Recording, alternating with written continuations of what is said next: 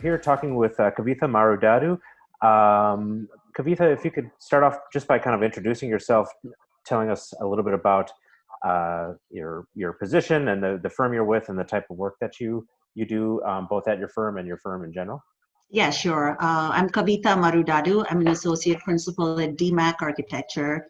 DMAC is a Chicago-based architectural firm specializing in hospitality and commercial projects, ranging in scale and typologies from hotels and health clubs, restaurants and bars, casino venues, spas, and wellness-based hospitality projects in general. Okay, great. So talk about some of the projects in your portfolio. The background information that I got from you is that you have an expertise in client servicing and program design. Talk a little bit about that and how that kind of manifests itself in the work that you do. Yeah, certainly.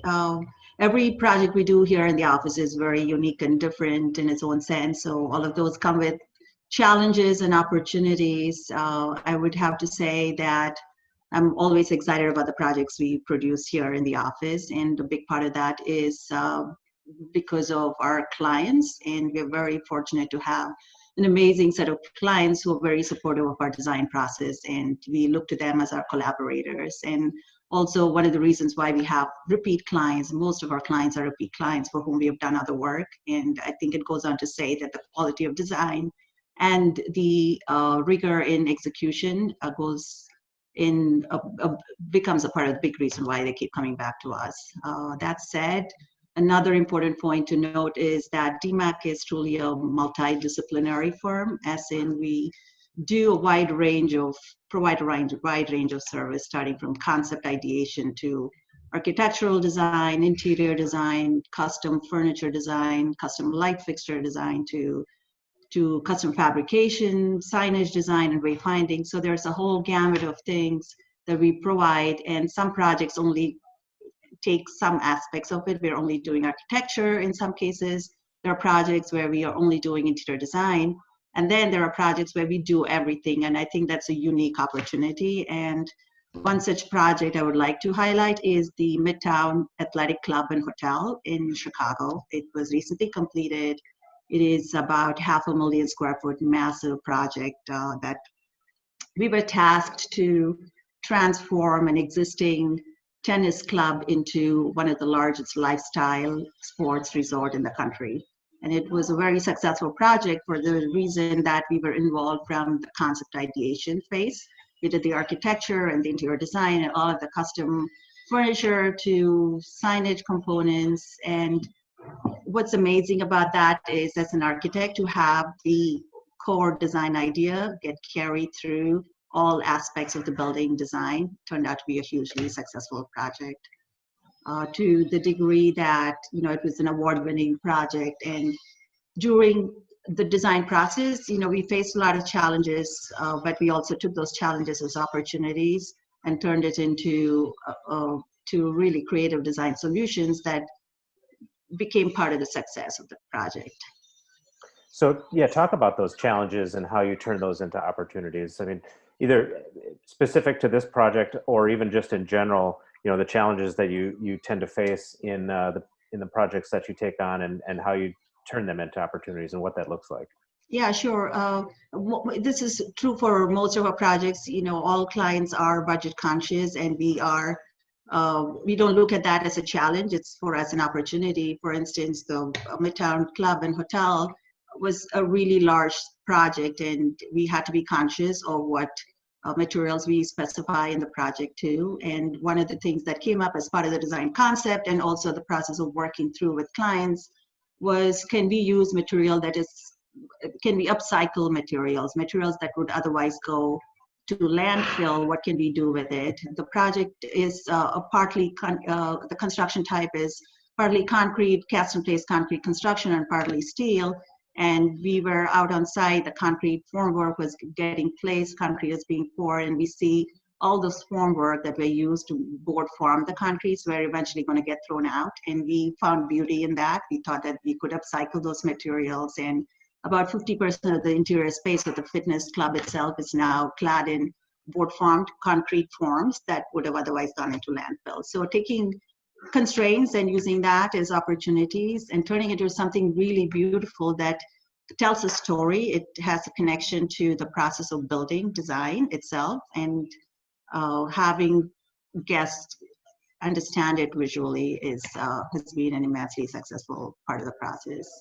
There's another example. During that project, we were originally designing the project to be a 3-story health club only project, and we were design complete and the contractor is selected and we were ready to begin demolition in a month when the client thought that it would be an interesting program to add a 2-story hotel on top of the design. And we had a really successful design idea and typology that was worked out for the lower 3 floors. And without compromising on that, we acted quickly. We changed the structural design from concrete, cast-in-place concrete construction to steel construction. What that did, though, was we had large wide open spaces with columns in the middle of the space. And in the yoga studio, we landed with a column with a diagonal brace in the middle of the studio. And we saw that as an opportunity. Later on, we worked with an artist.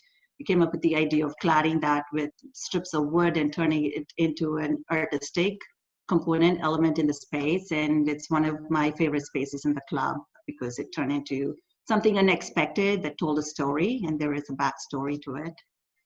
So those are some examples that come to mind. Great. So talk about in the background information that that I was given. It talked about your strengths in terms of client servicing and programming and design and so forth.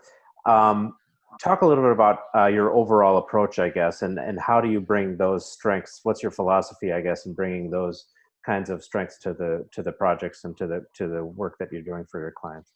Sure.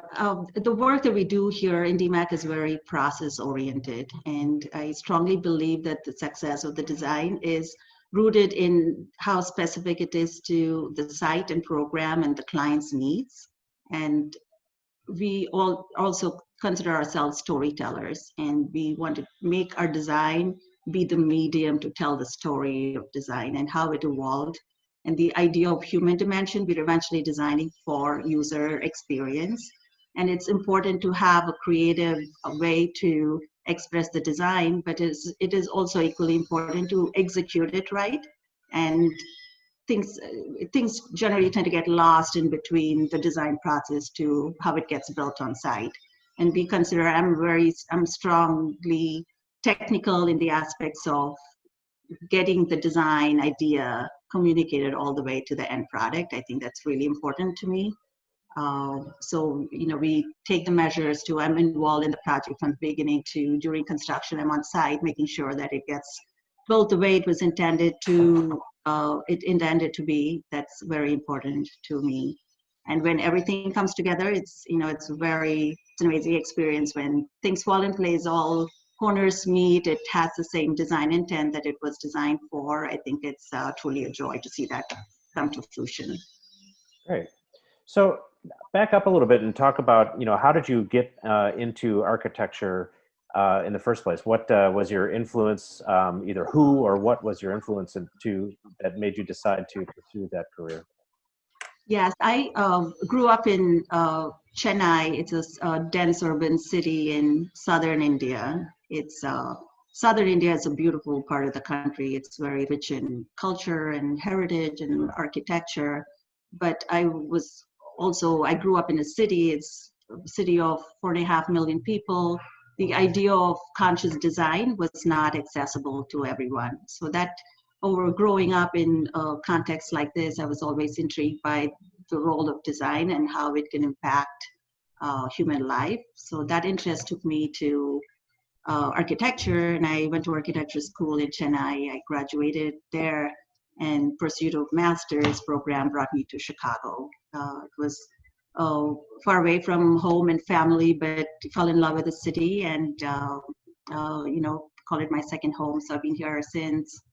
After graduating from my master's program, I joined Lucien Lagrange Architects. It used to be one of the top firms doing high-rise design in Chicago, and it was a great first firm to begin with. You know, I understood and learned a lot of technical aspects of design and execution. From there, I moved on to another smaller company and worked on mid-sized projects. After that, I met Dwayne McEwen, who is the principal of DMAC Architecture. I met him in 2008. I joined DMAC, and Dwayne has been a mentor and has been a huge influence in my work, and is critical to the way my design thinking is, in the sense that, you know, his method of pushing boundaries in design has, you know, been an influence to me.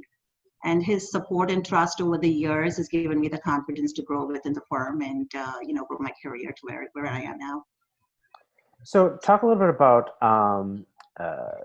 being a woman in the field of architecture. Has there been any challenges, challenges for you along the way? And if so, I mean, how has it changed over the years, do you think? I think there's never been a better time to be an architect than now. There's a lot of opportunities out there, and I see that, you know, we see more and more women taking on leadership roles in the design industry. Can it be better? Yes, it can be. You know, you see there is a fall off between the time women graduate from architecture schools to women getting onto leadership roles, but it is changing, and I see there is promise over in that sense. I also think as architects, it falls on us, our responsibility to shape the future environment and the built environment of tomorrow. And to do that, you know, the creativity is important. At the same time, it's important to be analytical. And women are generally good at that. You know, we are natural risk takers, but at the same time, we are pragmatic. And that helps us become the great leaders that, you know, we need for the future.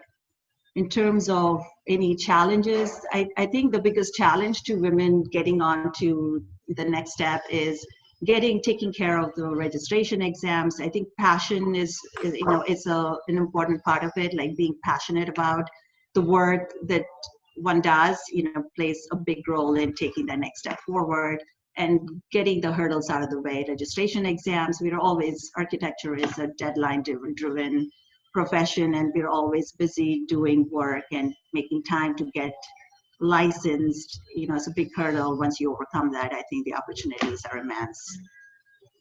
Okay. So why do you think it's important for young women or young people just in general to pursue careers in fields like architecture, or even some of the related fields like engineering and whatnot, interior design? I guess talk a little bit about that. I would say, you know, personally speaking, architecture is a very rewarding profession. To be able to use design as a way to affect people's life and how they live their life is a huge opportunity. And if you have the passion and the aptitude for it, I think it's one of the professions where you can feel truly rewarded in the sense of impacting other lives. Okay. Do you have any advice for young people as they're kind of coming up into the profession?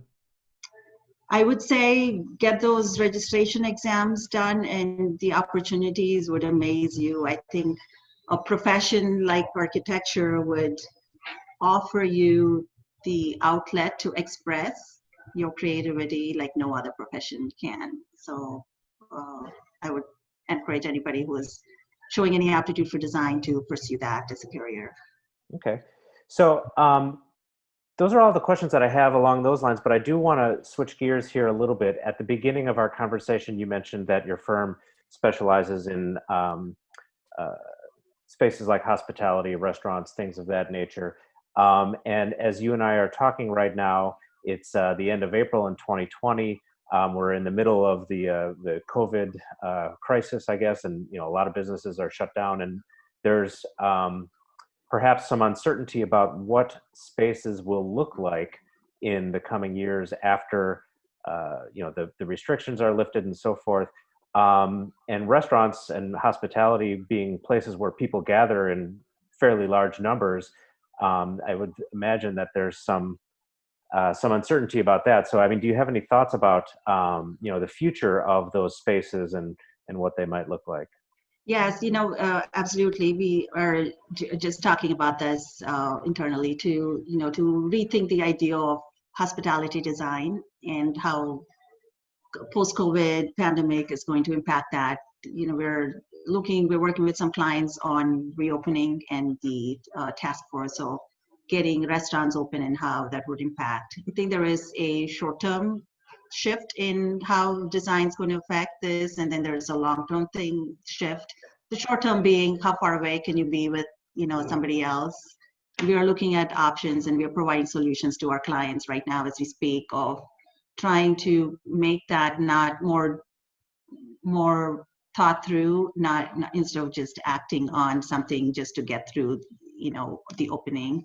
But at the same time, the shift of what this is going to do with the general perception of hospitality spaces is something that needs to be worked through in terms of touchless technology. Like integrating technology is one aspect, but in terms of perception and the idea of defensible space and what a person perceives as defensible space, that whole shift to the perception of space is changing, and we are working through solutions on that. And there is definitely going to be a shift. The extent of it is something we would just have to wait and watch.